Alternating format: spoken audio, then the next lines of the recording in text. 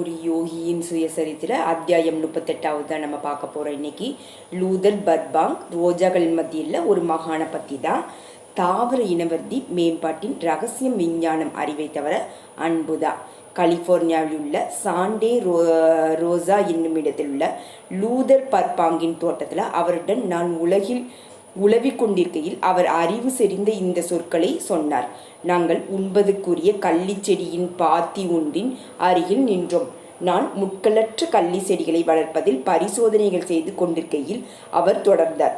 அன்பின் அதிர்வலையை பரப்புவதற்காக நான் அடிக்கடி செடிகளுடன் பேசுவது வழக்கம். நீங்கள் பயன்படுத்துவதற்கு ஒன்றுமே இல்லை.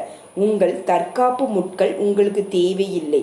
நான் உங்களை பாதுகாப்பேன் என்று அவைகளிடம் சொல்வேன். கால கிராமத்தில் பாலைவனத்தில் வளரும் அந்த உபயோகமான செடி முட்களற்ற வகையாக வெளிப்பட தொடங்கியது. நான் அந்த அதிசயத்தை கேட்டு மகிழ்ந்தேன்.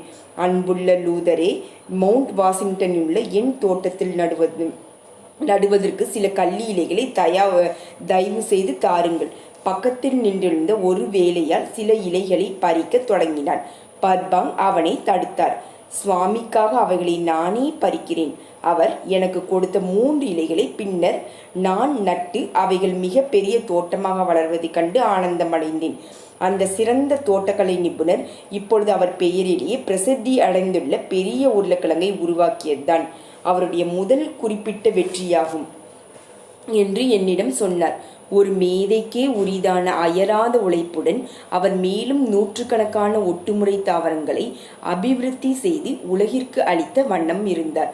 அவருடைய புது பர்பாங் வகைகள் தக்காளி, சோளம், பூசணி வகை, ஜெர்ரி, பிளம், தேனினிமை பல வகை, இளந்த பல வகை, கசகசா, அல்லி, ரோஜா முதலியவனதான். லூதர் புகழ்பெற்ற ஒரு அக்ரோட் மரத்தருகில் என்னை அழைத்து சென்ற போது நான் என் புகைப்படை கருவியை அதை நோக்கி குவித்தேன். இயற்கை பரிமாணத்தின் காலத்தை குறைத்து வளர்ச்சியை விரைவுபடுத்த முடியும் என்பதை அந்த மரத்தின் மூலம் அவர் நிரூபித்திருக்கிறார். 16 வருடங்களுக்குள்ளேயே அந்த அக்ரோட் மரம் மிக மிக அதிக கொட்டைகள் அளிக்கும் நிலையை அடைந்தது. உதவியற்ற இயற்கைக்கு அதுபோல 2 மடங்கு காலம் தேவைப்பட்டிருக்கும் என்று அவர் சொன்னார். பர்பாங்கின் சிறிய ஸ்விகார பெண் அவளுடைய நாயுடன் குதித்து விளையாடிய போது தோட்டத்திற்குள் நுழைந்தாள். இவள் என்னுடைய மனித தாவரம். லூதர் அன்புடன் அவளை நோக்கிய கையை ஆட்டியவர் கூறினார். நான் மனித குலத்தை இப்பொழுது ஒரு பெரிய தாவரமாக அதனுடைய முழு நிறைவிற்கு அன்பும் திறந்த வெளியின் இயல்பான ஆசிகளும் புத்திசாலித்தனமான சேர்க்கையும் தேர்ந்தெடுத்தால் மட்டுமே தேவைப்படுவதாக பார்க்கிறேன். நான் என் சொந்த வாழ்நாள் காலத்திற்குள்ளேயே தாவர பரிமாணத்தில் அதிசயத்தக்க வளர்ச்சியை கண்டு இருப்பதால் மனித இனத்திற்கு எளிய விவேகமான வாழ்க்கையின் நியமங்கள் போதிக்கப்பட்டவுடன் ஏற்படும் ஆரோக்கியமான ஆனந்தமய உலகத்தை நம்பிக்கையுடன் எதிர்பார்க்கிறேன். நான் இயற்கையின் கடவுளிடமும் திரும்பி செல்ல வேண்டும். லூதர், என் ராஞ்சி பள்ளிக்கூடத்தில் நீங்கள் அதனுடைய திறந்த வெளி வகுப்புகளையும் ஆனந்தமும் எளிமையும் கொண்ட சூழ்நிலையும் கண்டால் மகிழ்ந்து போவீர்கள். என் சொற்கள் பர்பாங்கின் இதயத்திற்கு மிகவும் பிடித்தமானதொரு இலையை குழந்தையின் கல்வி முறை தொட்டுவிட்டன. அவர் என்னை நோக்கி அவருடைய ஆழ்ந்த சாந்தமான கண்களில் ஆர்வம் ததும்ப கேள்வி கணைகளை தொடுத்தார். கடைசியில் அவர், சுவாமிஜி, வரப்போகும் யுகத்திற்கு ஒரே நம்பிக்கை உங்களுடையதே போல பள்ளிக்கூடங்கள்தான்.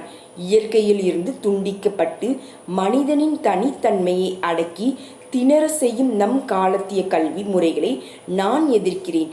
நான் நடைமுறைகளுக்கு உகந்த உங்கள் கல்விக் கொள்கைகளை மனமாற ஒப்புக்கொள்கிறேன் என்றார். நான் இனிய சுபாவமுடைய அந்த முனிவரிடமிருந்து விடைபெறும் பொழுது அவர் ஒரு சிறு புத்தகத்தில் தன் கையெழுத்தை இட்டு அதை எனக்கு பரிசளித்தார். The training of the human planet, மனித தாவரத்தை பயிற்றுவித்தல் தான் என்பது பற்றியது எனது புத்தகம் இது என்றார் அவர். நவீன பயிற்றுவிக்கும் முறைகள், அச்சமற்ற பரிசோதனைகள் தேவைப்படுகின்றன. சில சமயங்களில் ரொம்ப தைரியமான முயற்சிகளும் மலர்களில் பல வகைகளும் பிரமாதமான பலனை தருவதில் வெற்றியும் அடைந்திருக்கின்றன. அதே போல தான் குழந்தைகளுக்கான கல்வி சம்பந்தமான புதுமைகளும் இன்னும் அதிகமான எண்ணிக்கையில் அதிக தைரியம் உள்ளவளாக ஆகணும். பர்பாங் தன் கையெழுத்திட்ட அவர் படம் ஒன்றையும் கூட எனக்கு கொடுத்தார். லிங்கனின் படத்தை ஒரு இந்து வியாபாரி பொக்கிசியமாக சொல்லியது போல நானும் அந்த படத்தை ஒரு பொக்கிசமாக சொல்கிறேன். உள்நாட்டு சண்டை நடந்த வருடங்களில் அமெரிக்காவில் இருந்த இந்து ஒருவர் லிங்கனை மிகவும் பாராட்டிய எண்ணத்தினால் அந்த மகா விடுதலை வீரரின் படம் ஒன்று கிடைக்கும் வரை இந்தியாவிற்கு திரும்பி வர சம்மதிக்கவில்லை. பிடிவாதமாக லிங்கன் வீட்டின் வாசல் படியிலேயே காத்து கிடந்ததைக் கண்டு ஆச்சரியமடைந்த ஜனாதிபதி டேனியல் ஹண்டிங்டன் என்னும் பிரபல நியூயார்க் கலைஞரை படம் எழுத அவருக்கு அமைதி கொடுக்கும் வரை நகர மறுத்தார். அந்த படம் தயாரானதும் அவர் அதை பெருமையுடன் கல்கத்தாவிற்கு எடுத்து சென்றார். நான் அன்று இரவு அவருடைய சிறு புத்தகத்தை தவிர தீவிர ஆர்வத்துடன் படித்தேன். அவர் மனக்கண்ணால் மனித இனத்திற்கு ஒரு அமோகமான வருங்காலத்தை எதிர்நோக்கி எழுதியிருந்தார். இந்த உலகத்தின் மிக பிடிவாதமான, மாற்றுவதற்கு மிகவும் கடினமான உயிருள்ள பொருள் எதுன்னா அது நிச்சயமா சில பழக்கங்கள்ல ஒரு தடவை நிலைத்துவிட்ட தாவரம்தான். இந்த தாவரம் தன் தனித்தன்மையை காலங்காலமாக காத்து வருது என்பதை நினைவில் வச்சுக்கிறோம். நம்ம ஒருவேளை இந்த பரந்த கால இடைவெளியில் அதிக மாற்றம் முறாமல் இருக்கும் பல யுகாந்தர்களுக்கு முந்தைய கற்கள்லேயே அதன் மூலங்கள் இருக்க நேரிடலாம். இதே போல காலங்களாக திரும்ப திரும்ப நிகழ்ந்தால் தாவரமானது இணையற்ற பிடிப்புடன் ஒரு இச்சா சக்தி, நீங்கள் அதை அப்படி சொல்ல விரும்பினீங்கன்னா உடையதாக ஆகியிருக்காதுன்னு சொல்கிறீங்களா? உண்மையில் சில பனை போன்ற தாவர வகைகள் எந்த மனித சக்தியையும் இதுவரை அவைகளை மாற்ற முடியாத வகையில் உறுதியுடன் இருக்குது. ஒரு தாவரத்தின் உறுதியை விட மனிதனின் உறுதி பலவீனமானது தான். ஆனால் இந்த முழு செடியின் வாழ்நாள் முழுவதுமான பிடிவாதம் அதனுடன் இன்னொரு உயிரை சாதாரணமாக இணைக்கும் பொழுது எப்படிதான் தளர்ந்து விடுகிறது பாருங்க. ஒட்டுதல் மூலமாக அதன் உயிரில் சக்தி வாய்ந்த முழு மாறுதலை ஏற்படுத்த முடிகிறதல்லவா? அதனால தான் அந்த மாறுதல் ஏற்படையில பொறுமையான மேற்பார்வையுடன் தேர்ந்தெடுத்த இந்த மாறிய தலைமுறைகளை பொருத்தி விட்டால் அது புதுச்செடி பழையவைக்கு என்றுமே திரும்பாம அதன் பிடிவாதமான இச்சா சக்தி தளர்த்தப்பட்டு கடைசியில் மாற்றப்பட்டு புது வழியில செல்ல தொடங்குது. மேலும் இது அதிக உணர்ச்சி வசப்படக்கூடியதும் சுலபத்தில் வளர்க்கக்கூடியதுமான ஒரு குழந்தையை போல இயல்பை உடைய பொருளை பற்றியதனில் பிரச்சனை ரொம்பவும் சுலபமாகுது. இந்த சிறந்த அமெரிக்கரின் காந்த சக்தியால் கவரப்பட்ட நான் திரும்ப திரும்ப அவரிடம் சென்றேன். ஒரு நாள் காலை தபால்காரர் பர்பாங்கின் படிப்பறையில் கிட்டத்தட்ட ஒரு 1000 கடிதங்களை வைத்த அதே சமயத்தில் நான் அங்கு சென்றிருந்தேன். உலகின் பல பாகங்களிலிருந்தும் தோட்டக்கலை நிபுணர்கள் அவருக்கு எழுதியிருக்கிறார். சுவாமிஜி, உங்களது வருகையை தான் தோட்டத்திற்கு நுழைவதற்கு எனக்கு தேவையான சாக்காகும் என்றார் லூதர் மகிழ்ச்சியுடன். அவர் பல பிரயாண கோப்புகள் நிறைந்த பெரிய மேஜை இழுப்பறை ஒன்றை திறந்தார். பாருங்கள், அவர் சொன்னார், நான் இப்படிதான் பிரயாணம் செய்கிறேன். என் செடிகள் மற்றும் கடித தொடர்புகளால் பிணைக்கப்பட்டு இருப்பதனால் அப்பப்ப இந்த படங்களை பார்த்து வெளிநாடுகளை காண வேண்டும் என்ற என் ஆவலை நான் திருப்தி செய்து விடுகிறேன். என் கார் அவர் வீட்டு வாயிலின் முன்னர் நின்றிருந்தது. லூதரும் நானும் அவருடைய சொந்த வகையான சாண்டா ரோசா, பீச் ப்ளோ மற்றும் பர்பாங் ரோஜாக்கள் ஆகியவற்றின் பளிச்சென்று தோட்டங்கள் இருந்த அந்த சிறு நகரத்தின் தெருக்கள் வழியே தான் காரை ஓட்டிட்டு போனோம். அந்த சிறந்த விஞ்ஞானி என்னுடைய ஆரம்ப கால விஜயங்களில் ஒரு சமயம் கிரியா தீட்சை பெற்றுக்கொண்டார். அவர், சுவாமிஜி, நான் அந்த பயிற்சியை சிரத்தையுடன் செய்து வருகிறேன் என்றார். யோக முறையின் பல்வேறு தன்மைகளை பற்றி ஆழ்ந்து சிந்தித்த பல கேள்விகளை என்னிடம் கேட்ட பிறகு லூதர் மெதுவாக சொன்னார். மேலை நாடுகள் இன்னும் ஆராயவே தொடங்காத நிலையில் உண்மையிலேயே கீழே நாடுகள் அறிவின் மிக பெரிய திட்டங்களை பெற்று விளங்குகின்றன. பிரபல ஆங்கில உயிரியல் நிபுணரும் யுனெஸ்கோவின் இயக்குநருமான டாக்டர் ஜூலியன் ஹக்ஸ்லி சமீபத்தில் மேற்கத்திய விஞ்ஞானிகள் சமாதி நிலையை அடைவதற்கும் மூச்சை கட்டுப்படுத்துவதற்கும் கீழே நாடுகளின் உத்தியை கற்றுக்கொள்ள வேண்டும் என்று சொல்லியிருந்தார். என்ன நிகழுது, அது எப்படி சாத்தியமாகும் என்றார். லண்டனில் இருந்த 1948 ஆகஸ்ட் 21 அசோசியேட் பிரஸ் இதழ் இவ்வாறு வெளியிட்டது. டாக்டர் ஹக்ஸ்லி மனநலத்திற்கான புதிய உலக கூட்டமைப்பிற்கு the new world federation for mental health, அது கீழே நாடுகளின் ஆன்மீக அறிவை அறிந்து கொள்வது நல்லது என சொன்னார். இந்த அறிவை விஞ்ஞான முறைப்படி ஆராய்ச்சி செய்ய முடியுமானால் உங்கள் துறையில் மிக பெரிய முன்னேற்றம் அடைய முடியும் என நான் நினைக்கிறேன் என்றார். அவர் மனநல நிபுணர்களுக்கு அறிவுறுத்தினார். 1948 ஆண்டில் செல்ஃப் ரியலைசேஷன் ஆத்ம ஞானம் என பெயர் மாற்றப்பட்டது.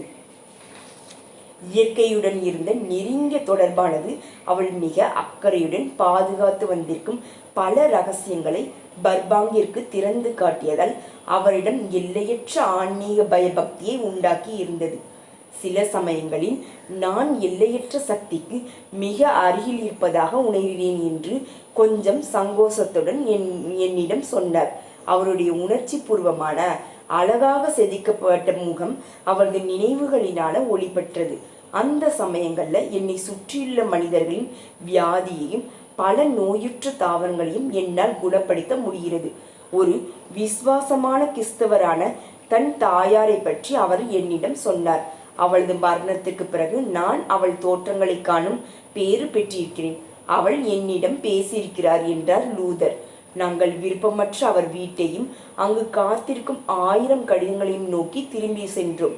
லூதர், நான் குறிப்பிட்டேன், நான் அடுத்த மாதம் கிழக்கும் மேற்கும் தந்தருளிய உண்மைகளை எடுத்துரைக்க ஒரு சஞ்சிகையை தொடங்க போகிறேன். தயவு செய்து அதற்கு ஒரு நல்ல பெயரை தீர்மானிக்க எனக்கு உதவுங்கள் என்றேன். யோகானந்தர் சொன்னாங்க. நாங்கள் சற்று நேரம் பல தலைப்புகளை பற்றி பேசினோம்.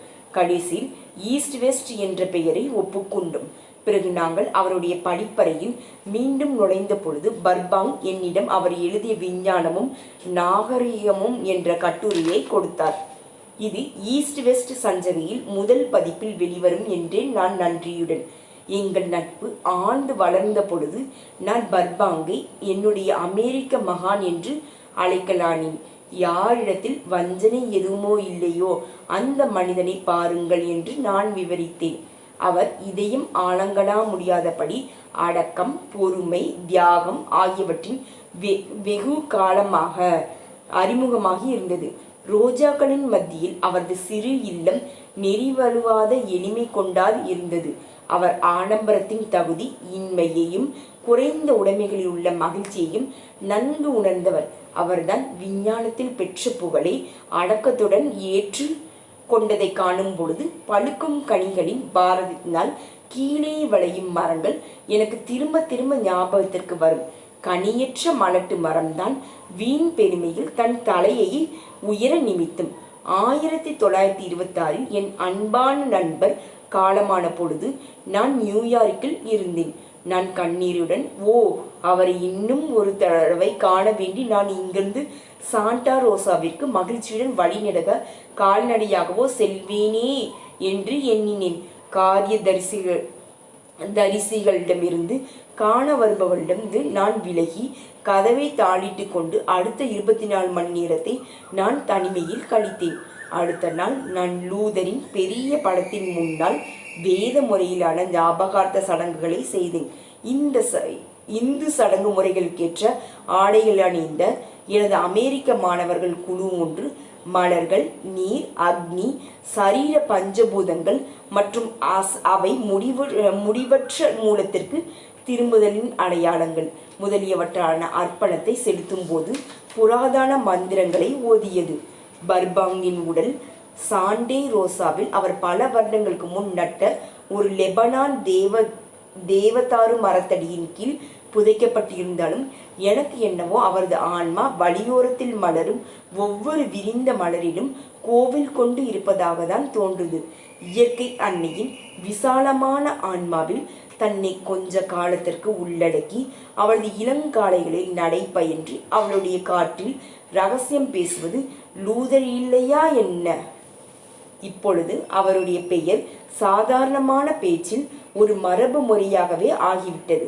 பர்பாங் என்னும் சொல்லிற்கு செயல்படு பொருள் குன்றா வினை சொல் என்று பட்டியலிட்டு வெப்ஸ்டரின் புதிய சர்வதேச அகராதி வெப்ஸ்டர் நியூ இன்டர்நேஷனல் டிக்ஷனரி பின்வருமாறு அதை விளக்குகிறது. ஒரு செடியை இனக்கலப்பு செய் அல்லது ஒட்டு. எனவே உருவகமாக இந்த சொல் நல்ல தன்மைகளை தேர்ந்தெடுத்து தீயவற்றை விலக்கி அல்லது நல்ல தன்மைகளை சேர்த்து விருத்தி செய்வது எதையும் ஒரு செயல்முறையாகவோ அல்லது ஸ்தாபனமாகவோ என்பதை குறிக்கும். பிரியமான பர்பாங்கே, அந்த விளக்கத்தை படித்த பிறகு நான் சொன்னேன், உங்கள் பெயரே இப்பொழுது நற்குணத்திற்கு மறுபெயராகிவிட்டதே.